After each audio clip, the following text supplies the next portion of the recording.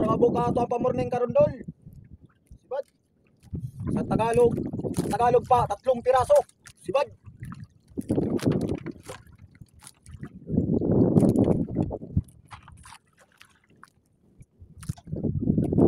Ano lang pangalawa. Pangatlo. Okay na idol, ato ang pamorning. Yan, pangatlo. Ano lang center attraction. Pangapat. Oning nindot sa bawandol.